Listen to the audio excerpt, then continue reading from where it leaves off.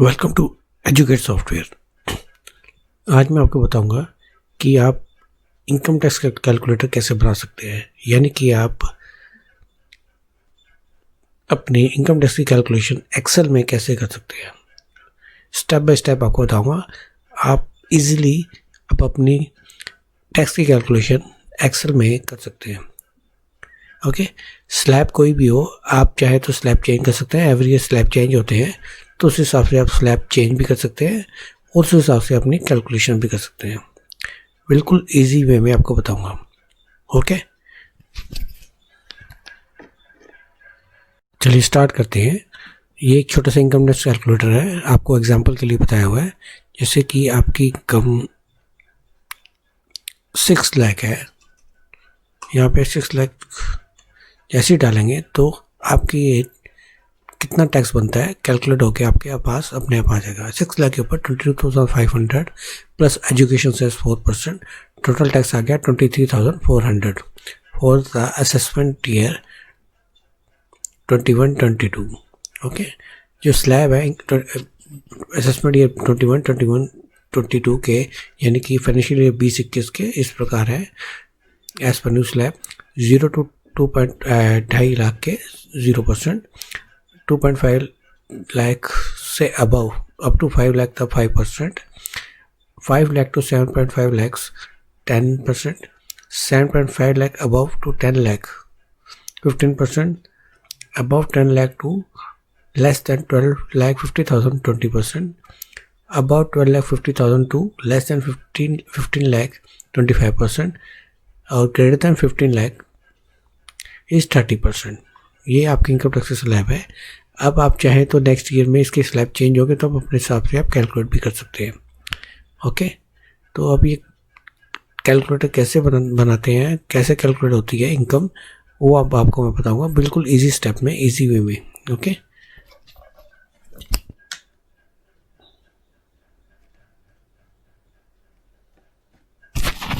यहाँ पे कि मैंने एक सेल लिया टोटल इनकम का E4 के अंदर, ये रहा E4 में आपका टोटल इनकम का स्लैब लिया 6 लाख या कुछ भी आप डालेंगे तो यहाँ पे आपका कैलकुलेट होगा। तब ये याद है कि जो भी कैलकुलेशन होगी हम यूज़ करेंगे E4 के स्लैब को। ओके, इज इक्वल टू, अब 0 से 5 लाख तक का स्लैब से पहले बात करते हैं कि 0 से अगर 2.5 लाख की किसी की सेल है तो यानी कि उसका टैक्स रेट 0 होगा, यानी कि उस पर कोई टैक्स नहीं लगेगा, यानी कि टैक्सेबल अमाउंट जो भी होगी उस पर 0 टैक्स होगा। ओके, तो पहले टैक्सेबल अमाउंट कैसे कैलकुलेट करेंगे, तो जैसे कि मैंने यहाँ पे लिखा है आपका 50,000। ओके, यानी कि इसकी टैक्सेबल अमाउंट जो है 50,000 होगी, पर टैक्स रेट जो होगा 0 होगा। ओके, तो अब कैसे करेंगे, इज टू इफ जो आपका स्लैब है E4 ग्रेटर देन 2.5 लाख है, यानी कि 2.5 लाख से ऊपर है, तो क्या करें, यहाँ पे सीधा सिर्फ 2.5 लाख लिख दें। ओके, बिल्कुल सिंपल स्टेप। नहीं तो क्या करे वो, अगर 2.5 लाख से कम है तो सीधा E4 में जो भी है आपका, जो भी वैल्यू है वो लिख दें। ओके, ठीक है, अब इस फार्मूले को सबको उठा देता हूँ मैं। ठीक है, ये सिंपल फार्मूला आपको मैं दोबारा बताया तो, ये जो मैंने वैल्यू पुट की है ये E4 के अंदर है, ये E4 के अंदर, इसके अंदर क्या कहा गया है कि यदि E4 यानी कि ये 50,000, अगर ये 2.5 लाख से अबव है तो 2.5 लाख लिखेगा, यानी कि अगर मैं 3 लाख लिखूँगा यहाँ पर तो क्या करेगा, 2.5 लाख ही लिखेगा सिर्फ यहाँ पर। ठीक है, और अगर 2.5 लाख से कम है, यानी कि 2 लाख 2,50,000, तो क्या करेगा, उतना ही वैल्यू जितनी कि इस सेल के अंदर वैल्यू है, E4 के अंदर वैल्यू है, वो यहाँ पे पुट करेगा। ओके, तो ये होगी आपकी कैलकुलेशन स्लैब की।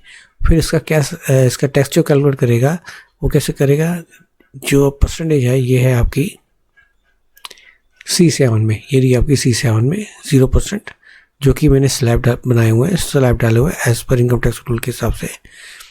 तो क्या करेंगे, 0% इंटू यानी कि D7 इंटू 0%, यानी कि D7 को मल्टीप्लाई कर दिया 0% से, ताकि ये इसकी कैलकुलेशन अपने आप ही आ जाएगी कि कितना टैक्स बनता है। और 2.5 लाख तक आपका टैक्स 0 है, तो इसलिए यहाँ पे 0 आ रहा है, क्योंकि यहाँ पे 0, अगर मैं यहाँ पे 1 लिखूंगा तो उस हिसाब से कैलकुलेट होकर आ जाएगा। अभी फिलहाल स्लैब के हिसाब से मैंने 0 पुट किया है। ओके, अब ये तो आपको क्लियर हो गया कि मैंने यहाँ पर कहा है कि E4 ग्रेटर दैन 255 लाख से है, तो क्या आप लिखे यहाँ पे 2.5 लाख लिखते हैं। अगर नहीं कम है तो जो वैल्यू यहाँ पर है वो यहाँ लिखते हैं, वो उसने यहाँ पे लिख दी। ठीक, इस सेकंड वाले का थोड़ा सा डिफरेंस हो जाएगा क्योंकि बिटवीन है, यानी कि 2.5 लाख से 5 लाख। तो यहाँ पे क्या लिखेंगे, is equal to if E4 जो हम वैल्यू जो भी हम वैल्यू डाल रहे हैं हम वो यहाँ पर डाल रहे हैं हम, E4 ग्रेटर देन स्लैब क्या है 2.5 से 5 लाख, तो 5 लाख। तो क्या है, क्या करें, अगर 5 लाख से ज़्यादा है तो सबसे पहले हम ज़्यादा पे हम वर्किंग करते हैं। ठीक है, तो जो इसके बीच का गैप है 5 लाख और 2.5 लाख के बीच में कितने का गैप है, 2.5 लाख का। तो यहाँ पे क्या करें, 2.5 लाख लिखते। ठीक है, जैसे कि ऊपर भी लिखा गया था। अगर कम है तो क्या करें, E4 ब्रैकेट के अंदर E4 लेस देन 2 लाख, क्योंकि 2 लाख की वैल्यू तो यहाँ पे ऑलरेडी लिख दी है, तो यानी कि यहाँ पर भी एक मैं आपको पहले मैं करके दिखाता हूँ। ठीक है, फिर ब्रैकेट क्लोज, ये इफ का ब्रैकेट क्लोज। ठीक है, तो मैं आपको बताता हूँ, जैसे कि मैंने यहाँ पे लिखा है 3 लाख, तो क्या है 2.5 लाख की वैल्यू, तो 3 में से 2.5 की वैल्यू तो इसने यहाँ पर लिख दी, ये रही, बाकी बचा 50,000। तो ये रहा ना, यानी कि if E4 greater then 5 lakh है तो 2.5 तो लिख ही रहे। ठीक है, अगर उससे कम है आपका 5 लाख से कम है तो क्या करेगा वो, E4 यानी कि ये रहा 3 लाख की वैल्यू, ये E4 है, माइनस D7 यानी कि जितनी वैल्यू यहाँ पे लिख चुका है वो, जितनी वैल्यू यहाँ डाल चुका है वो माइनस कर देगा, तो आपकी बैलेंस की वैल्यू लिख देगा। और ये आपकी कैलकुलेशन होगी आ गई, सेम फार्मूला 50,000 इंटू 5%, यानी कि ये 50,000 की वैल्यू क्या है, D8, यानी कि D8 इंटू C8, तो ये आपका 2,500 टैक्स आ गया आपका। ठीक है, इस हिसाब से अब आप बाकी भी कर सकते हैं, मैं बाकी भी करके दिखाता हूँ। अब ये जो है 5 और 7,50,000 का बीच का गैप है, यानी कि 5,01,000, यानी 5 लाख से अबव। ठीक है, तो इसमें भी 2.5 लाख का फ़र्क है, डिफरेंस है। तो क्या करेंगे हम, इफ़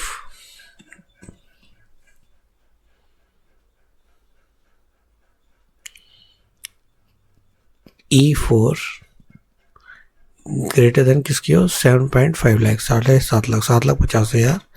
तो क्या करें, 5 और 7.5 के बीच के जो डिफरेंस है वो 2.5 लाख का डिफरेंस है। ठीक है, तो 2.5 लाख लिखते हैं। अगर कम है 7.5 लाख से, दोनों कंडीशन हमें देनी पड़ेगी, ये देखो ट्रू और फॉल्स की। अगर ये ट्रू हो जाती है तो 2.5 लाख, अगर ये फॉल्स होती है तो कब क्या करें, तब ये करें कोमा ब्रैकेट्स के अंदर E, जैसे ऊपर किया था हमने, E4 माइनस उसके अंदर D7 के अंदर जितनी वैल्यू जा चुकी है वो चली जाए, माइनस E8 के अंदर वैल्यू चली जाए, एंड ब्रैकेट क्लोज, और बाकी बैलेंस की यहाँ पर आ जाए। ठीक है, इफ E4 ग्रेटर देन 7,50,000, मैं आपको दोबारा बताता हूँ, ग्रेटर देन 7,50,000, तब क्या करें, 2.5 लाख की वैल्यू आ जाए, जो बीच का गैप है 7.5 और 5 लाख के बीच में। ठीक है, 2.5 लाख लिखते, नहीं तो क्या करेगा, E4 यानी कि ये रहा E4 माइनस 2.5 लाख, यानी कि D7 माइनस D8, तो यहीं पे यहाँ पर वही फॉर्मूला आएगा, D7 D8। ठीक है,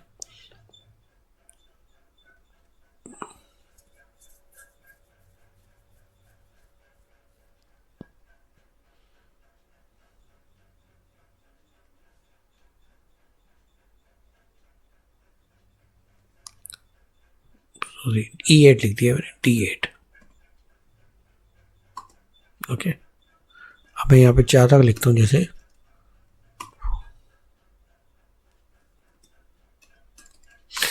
तो क्या किया, 2.5 इधर लिख दिया, 2.5 इधर दिया। अगर मैं अबव 5 लाख लिखूँ यानी कि 6 लाख लिखूँ, यानी कि 2.5 इधर टोटल और 1 लाख इधर, यानी कि टोटल 6 लाख आ गया। और आपका टैक्स बन गया 22,500 और एजुकेशन सेस 4%, 22,500 के ऊपर 4%, यानी कि E15 के ऊपर 4%, 900 रुपीज़ टोटल टैक्स आ गया आपका 23,400। ओके, इसी तरह नेक्स्ट भी हम कर सकते हैं, is equal to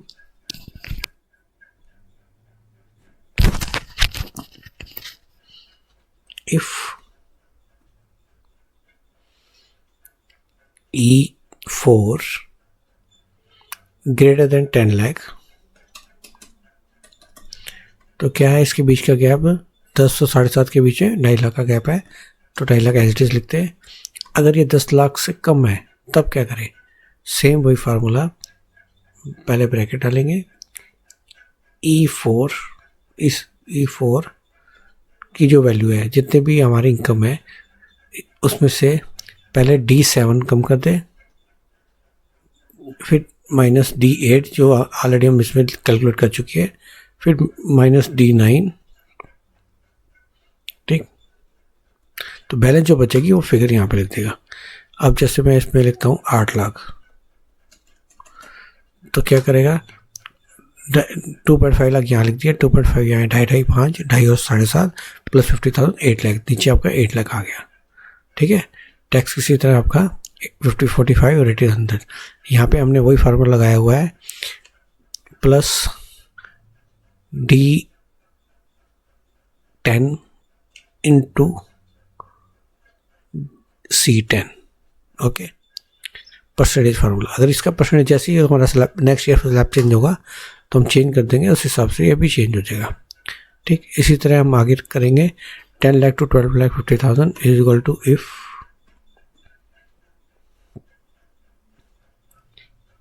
E4 greater than कितने से, 12,50,000, बिल्कुल ठीक। तो क्या करें, इनके बीच का जो गैप है वही 2,50,000 का, वो लिखते हैं। अगर 12,50,000 से कम है, अब ये तो था ज़्यादा, तो एडिस लीजिएगा 2,50,000 जो गैप है, गैप की वैल्यू पूरी की पूरी लिखी, यानी कि उसके ऊपर 20% कैलकुलेट होगा पूरा कंप्लीट। अगर कम है तो क्या करेंगे, जितनी हम वैल्यू इसमें डाल चुके हैं, E4 -7 में, -8 में, -9 में, -10 में, बैलेंस जो बचेगी वैल्यू वो यहाँ पे लिखे 20% कैलकुलेट करेंगे। स्लैब का मतलब यही होता है कि जिस स्लैब में है आपकी इनकम, यानी कि 5 की है तो 5% लगे, 5 लाख से अबव है तो 10%, 10 से अबव है तो 15, और 10 लाख से 12 लाख है तो 20% स्लैब लगे। ये नहीं कि आपका अगर 12.5 लाख है तो सीधे 20% के स्लैब में आया तो पूरे टैक्स 20% पे लगता है, ऐसा नहीं होता। स्लैब के हिसाब से जितना आपका स्लैब चल रहा है उस हिसाब से आपकी कैलकुलेशन होती है। अब हम जैसे कर रहे हैं 12,50,000, तो हम यहाँ पे एग्जांपल लेते हैं 11 लाख। ठीक, बैलेंस का ये देखिए आ गया अपने आप ही 1 लाख रुपये, 2.5, 2.5, 2.5, 7.5 हो गया आपका, प्लस 2.5, 10 लाख हो गया, प्लस ये 1 लाख, 11 लाख हो गया। तो इसकी कैलकुलेशन सेम वही है आपकी, D11 into C11। Okay, same अब बात करते हैं हम नेक्स्ट के ऊपर, is equal to if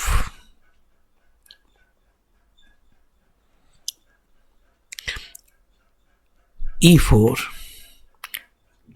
greater than 15 lakh, तब क्या करें, बीच का जो गैप है सेम वही 2.5 लाख का गैप है, एज इट इज लिखते हैं। और अगर कम है तो क्या करेगा, ये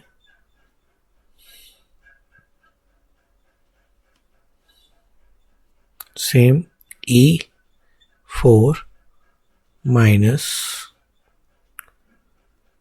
D7 minus D8 minus D9 minus D10 minus D11। ठीक, बैलेंस का यहाँ पे लिख दे। अब जैसे हम यहाँ पे डाल देते हैं 14 लाख, ये देखिए आपका 2.5 2.5 2.5 2.5 प्लस 1.5 इक्वल टू, ये था आपका इक्वल टू सम से D7 से D14, ये था आपका 7 से 14, ये आपका आ गया 14 लाख। अब लास्ट ग्रेटर देन 15 लाख हो, ये थोड़ा सा अलग हो जाएगा फार्मूला, ठीक है। तो इसके अंदर पर ये भी इजी है, कैसे, इज इक्वल टू इफ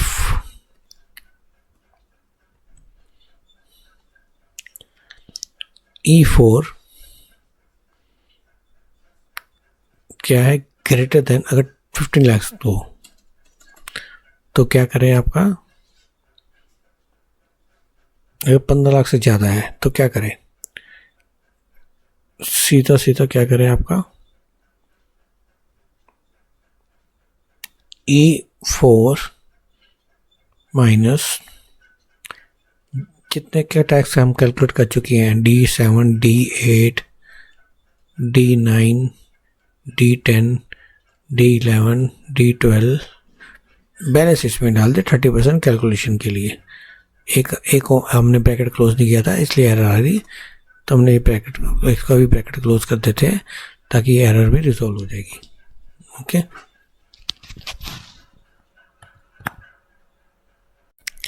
अब इसके अंदर थोड़ा सा ही चेंज करना पड़ेगा, ये तो अपने फॉर्मूला लिख दिया। अगर ये कम हो तो आपने सिर्फ यहाँ पे कॉमा डाल के क्या करना है, 0 आ जाए, बस सिंपल। यानी कि अगर मेरा यहाँ पे 16 लाख है इनकम, तो यहाँ पे उसी रेशो में यहाँ पे डिवाइड हो जाएगी इस स्लैब से के हिसाब से, और बैलेंस यहाँ पर आ जाएगा, टोटल 16 लाख आ जाएगा। और अगर कम है तो 10 लाख है, तो क्या होगा कि इसके अंदर जो भी स्लैब में अगर नहीं आ रहा तो यहाँ पे ऑटोमेटिक 0 आ जाएगा। ओके, तो ये था हमारा फार्मूला इनकम टैक्स का कैलकुलेट करने का। नेक्स्ट वीडियो में आपको मैं बताऊंगा कि HRA कैसे कैलकुलेट करते हैं, वो भी ऑटो मोड पे HRA कैलकुलेट हो जाएगा और आपका रिजल्ट ऑटोमेटिक निकल आएगा। तो इससे आपको क्या होगा कि पूरी कंप्यूटेशन आपकी बन के निकल के सामने आ जाएगी। आप किसी भी इंडिविजुअल की अपनी कंप्यूटेशन एक्सेल के अंदर इजीली अपने हिसाब से बना सकते हैं। और ये जब भी स्लैब चेंज होंगे तो आप स्लैब भी चेंज कर सकते हैं, टैक्स रेट चेंज होते हैं, टैक्स रेट भी चेंज कर सकते हैं आप, ठीक है। तो आपका ये कैलकुलेटर हमेशा के लिए परमानेंट रेडी बन के तैयार हो जाएगा। और मैं आगे जब आपको ये सीख जाएंगे तो मैं आपको बताऊंगा कि ये सारा का सारा, ये कंप्लीट जितने भी स्लैब्स हैं या जितना भी ये फार्मूला है, ये एक सिंगल लाइन में भी लिख सकते हैं हम, थोड़ा सा कॉम्प्लिकेटेड हो जाएगा वो, इसलिए हमने नहीं बताया कि पहले आपको ये समझ में आ जाए कि कैसे कैलकुलेट हुआ है। उसके बाद मैं आपको बताऊंगा कि ये सब टोटली सिंगल लाइन में आप कैसे लिख सकते हैं, और इसकी आउटपुट भी आपकी सेम आएगी आपकी, ठीक है। थैंक यू, और मेरे चैनल को जरूर सब्सक्राइब कीजिए, लाइक अगर आपको पसंद आई तो लाइक भी जरूर कीजिएगा, ताकि मैं आपके लिए और ऐसी वीडियो आपके लिए ला सकूँ। थैंक यू, धन्यवाद।